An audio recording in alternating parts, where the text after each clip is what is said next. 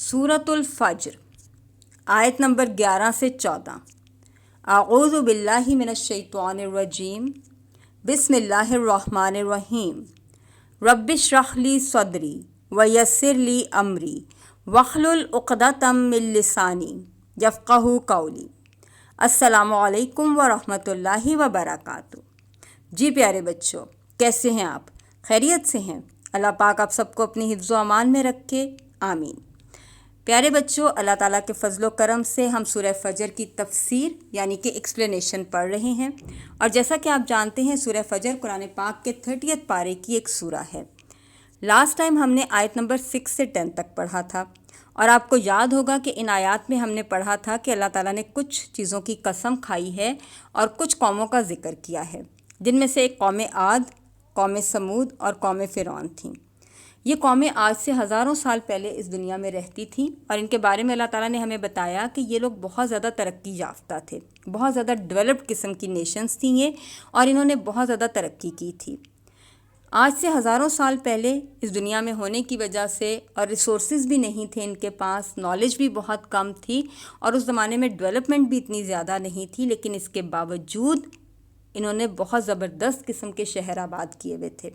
बहुत ताकतवर थे ये लोग, पहाड़ों को काट काट कर घर बनाते थे और बहुत ज़बरदस्त लिविंग थी इनकी। इनके आबाद किए हुए घर शहरों की मिसाल आज तक नहीं मिलती।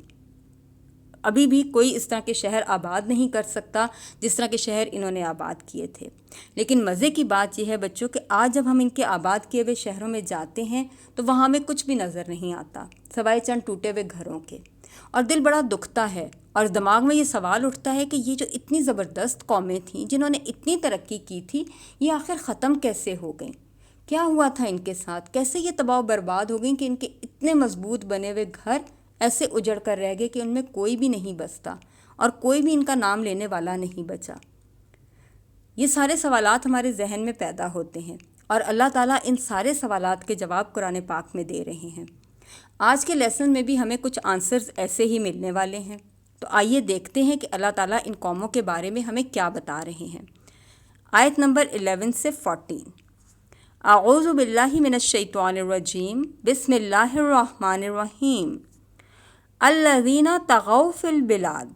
ये जो ज़बरदस्त किस्म की कौमें थीं, कौम आद, कौम फ़िरौन और कौम समूद, इन लोगों ने ज़मीन में, मुल्कों में बहुत ज़्यादा सरकशी की थी, बहुत ज़्यादा नाफरमानी की थी। जो अल्लाह ताला ने इनके लिए लिमिट्स मुकर्रर की थी, उन लिमिट्स को क्रॉस किया था इन्होंने। कौन कौन सी कौमों ने? कौम आद ने।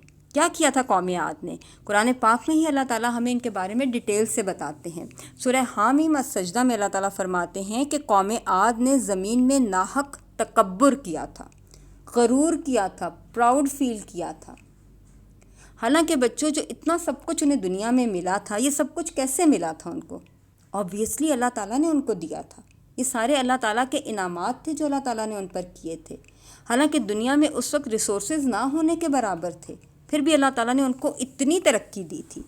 तो होना क्या चाहिए था कि वो अल्लाह ताला का शुक्र अदा करते, लेकिन उन्होंने अल्लाह ताला का शुक्र अदा करने के बजाय अल्लाह ताला को मानने से इनकार कर दिया। और सूरह हामीम अस्सजदा में ही अल्लाह ताला फरमाते हैं कि उन्होंने कहा कि हमसे ताकत में कौन ज़्यादा है, हमसे बढ़कर ताकतवर कौन हो सकता है। हालांकि अल्लाह ताला फरमा रहे हैं कि क्या उन्होंने देखा नहीं कि अल्लाह ताला जिसने उन्हें पैदा किया है वो उनसे ज़्यादा ताकतवर है? क्या उनको नज़र नहीं आती ये चीज़? लेकिन क्योंकि वो अल्लाह ताला को मानना नहीं चाहते थे तो उन्होंने अल्लाह की आयत का इनकार कर दिया। अल्लाह ताला ने उनके पास नबी को भेजा। उनके नबी थे हज़रत हूद अलैहिस्सलाम।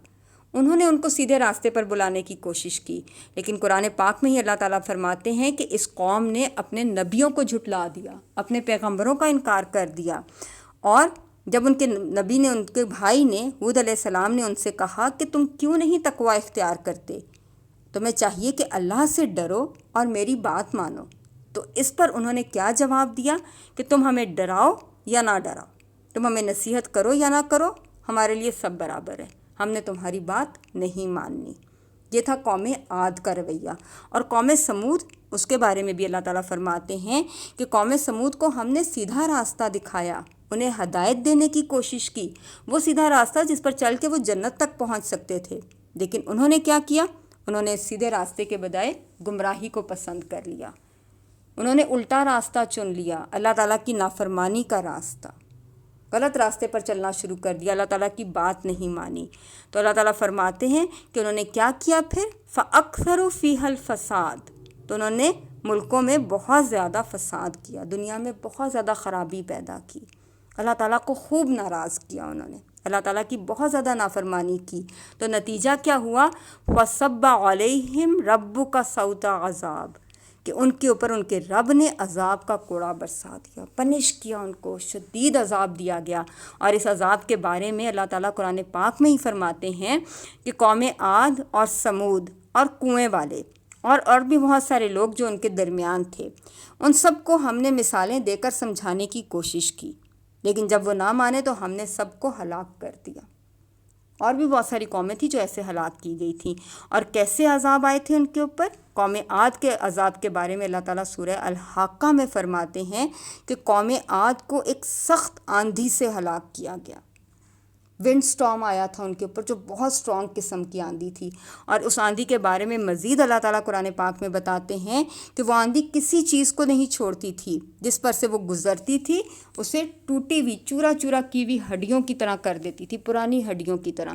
جب ہڈیاں پرانی ہو جاتی ہیں نا تو وہ بالکل برٹل ہو جاتی ہیں، ہاتھ لگانے سے وہ چورا بن جاتی ہیں۔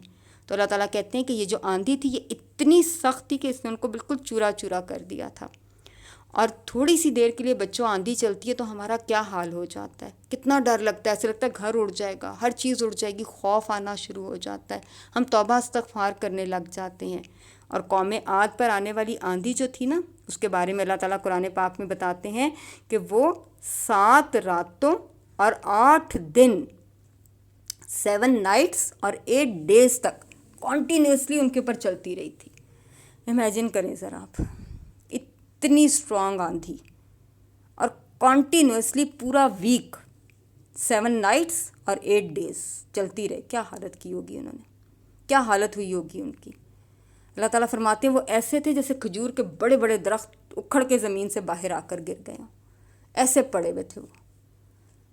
آپ سوچیں کہ کتنے ناراض تھے اللہ تعالیٰ ان سے، کتنا شدید عذاب دیا اللہ تعالیٰ نے ان کو، 1 دن نہیں، 2 دن نہیں، پورا ویک ان کے اوپر تباہی آتی رہی آتی رہی آتی رہی۔ اور دوسری طرف قوم سمود، انہوں نے بھی تو اللہ تعالیٰ کی بات نہیں مانی تھی نا، تو اللہ تعالیٰ فرماتے ہیں کہ ان کو ایک اچانک آنے والی چیخ نے پکڑ لیا۔ ایک طرف وہ قوم تھی جس کو پورا ویک عذاب ہوتا رہا، اور ایک طرف یہ قوم تھی سیکنڈ میں ختم، ایک زوردار قسم کی آواز اور سارا شہر تباہ و برباد، سب کچھ مٹی میں مل گیا۔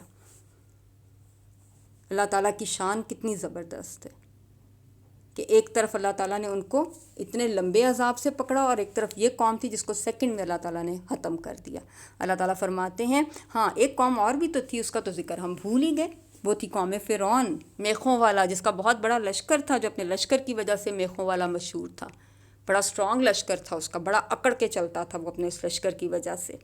تو اللہ تعالیٰ فرماتے ہیں اس کے اس ہیوج قسم کے لشکر کو ہم نے سارے کے سارے کو سمندر میں ڈبو دیا، ایک ساتھ، 1 سیکنڈ بھی نہیں ملا ان کو اپنے آپ کو بچانے کا، ساری کی ساری طاقت ان کی دھری کی دھری رہ گئی، ختم، سیکنڈوں میں ساری کی ساری قوم تباہ ہو گئی۔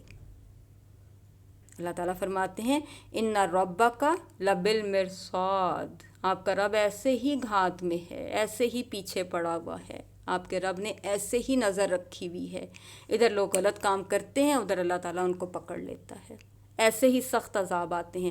پہلے ہدایت دینے کی کوشش کرتے ہیں اللہ تعالیٰ، نبیوں کو بھی بھیجتے ہیں، پیغام بھی پہنچاتے ہیں، ہدایت بھی دی جاتی ہے، لیکن جب قومیں اللہ تعالیٰ کی بات ماننے سے انکار کرتی ہیں تو پھر اللہ تعالیٰ ان کو اسی طرح تہس نہس کر دیتا ہے، ایسے ہی ان کے گھر اجاڑ کر پھینک دیے جاتے ہیں، ایسے ہی ان کے شہروں کو برباد کر دیا جاتا ہے۔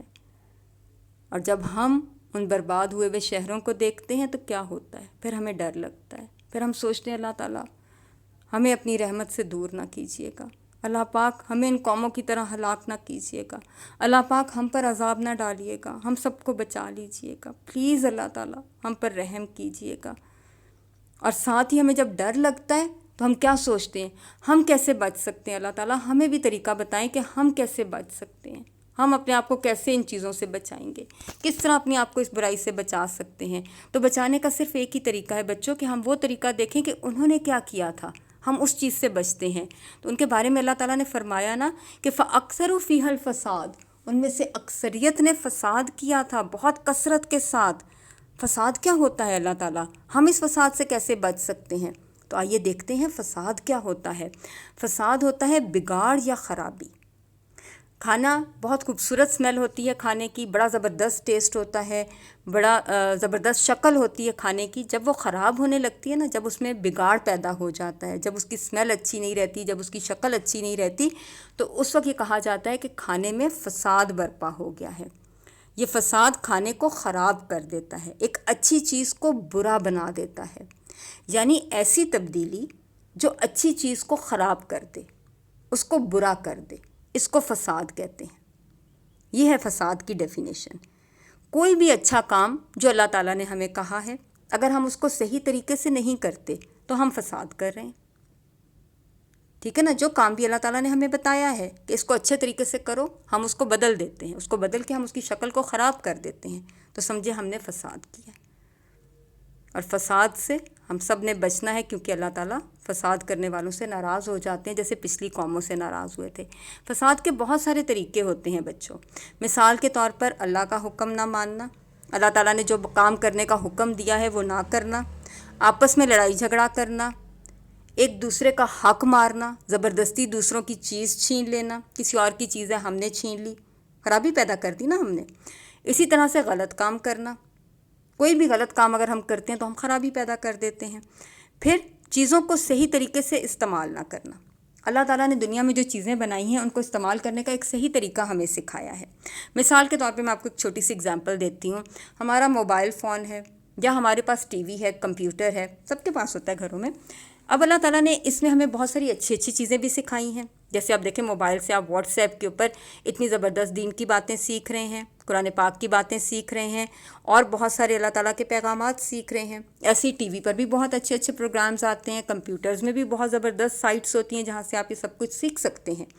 تو یہ تو ہے چیزوں کا صحیح استعمال، کہ آپ ان سے اللہ تعالیٰ کی بتائی ہوئی باتوں کو سیکھیں اور دنیا کو ترقی دینے کے لیے اور اس کو اچھے راستے پر چلانے کے لیے کوششیں کریں۔ لیکن دوسری طرف انہی پر بہت سارے غلط کام بھی ہوتے ہیں، ان کا بہت سارا غلط استعمال بھی ہوتا ہے جو دنیا کو نقصان پہنچانے کے لیے ہوتا ہے، ہمارے اعمال کو ضائع کرنے کے لیے ہوتا ہے، اللہ تعالیٰ کو ناراض کرنے کے لیے ہوتا ہے۔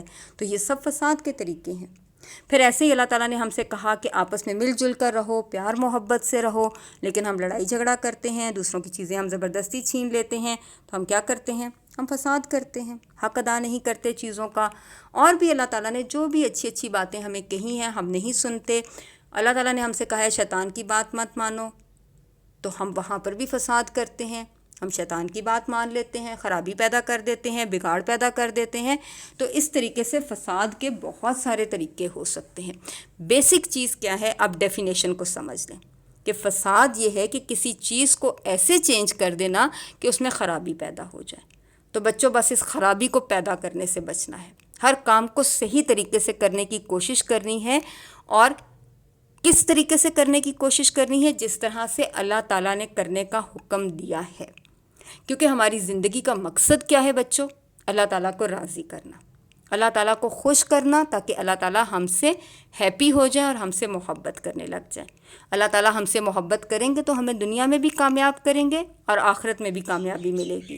اور جو ہمارا مقصد ہے، جو ہمارا گول ہے، کیا؟ جنت الفردوس میں جانا، وہ تبھی پورا ہوگا۔ اور اس کے لیے فساد سے بچنا بہت ضروری ہے، کیونکہ اللہ تعالیٰ قرآن پاک میں فرماتے ہیں کہ ان اللہ لا یحب المفسدین، اللہ تعالیٰ فساد کرنے والوں سے محبت نہیں رکھتے۔ جو بھی شخص خرابی پیدا کرنے کی کوشش کرتا ہے نا، کوئی بھی خرابی، اللہ تعالیٰ اس سے محبت نہیں رکھتے۔ تو بس پھر سارے بچوں نے کانشیس ہو جانا ہے اس ویک کا کرنے کا کام۔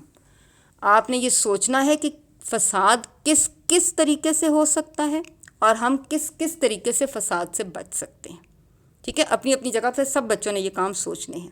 ٹھیک ہے نا، ہم سوچیں گے تبھی ہم ان چیزوں سے بچیں گے نا، اور ہم نے اپنے اللہ کو راضی کرنے کی کوشش کرنی ہے، کیونکہ اللہ تعالیٰ ہم سے راضی ہوں گے تو تبھی ہماری زندگی کامیاب ہوگی۔ ہم نے اپنے آپ کو اس عذاب سے بھی بچانے کی کوشش کرنی ہے جس سے پچھلی قوموں کو ہلاک کیا گیا تھا۔ ہم نے سیدھے راستے پر چلنا ہے اور اللہ تعالیٰ کی بنائی ہوئی پیاری سی جنت میں جانا ہے انشاءاللہ۔ تو ہم سب نے مل کر کوشش کرنی ہے، اور اللہ تعالیٰ ہے بہت ہی رحمان اور رحیم۔ اللہ تعالیٰ نے بھی ہمیں بہت سارے طریقے سکھائے ہیں کہ ہم فساد سے کیسے بچ سکتے ہیں، لیکن بچوں پرابلم یہ ہے کہ اب ہمارا ٹائم ہو گیا ہے ختم، تو آج تو میں آپ کو وہ طریقے نہیں سمجھا سکتی۔ انشاءاللہ تعالیٰ ہم نیکسٹ ویڈیو میں پڑھیں گے کہ ہم ان فساد سے کیسے بچ سکتے ہیں، ٹھیک ہے نا؟ آپ اس وقت تک غور و فکر کیجئے، دیکھیے کہ فساد کیا کیا ہوتا ہے، ہماری ڈیلی لائف میں فساد کیسے ہو رہا ہوتا ہے، اور ہم اس سے کیسے بچ سکتے ہیں۔ اللہ تعالیٰ آپ سب کے حامی و ناصر ہوں، آمین۔ مجھے اجازت دیجئے۔ سبحانک اللہم و بحمدک، اشہد ان لا الہ الا انت، استغفرک و اتوب الیک۔ السلام علیکم ورحمۃ اللہ وبرکاتہ۔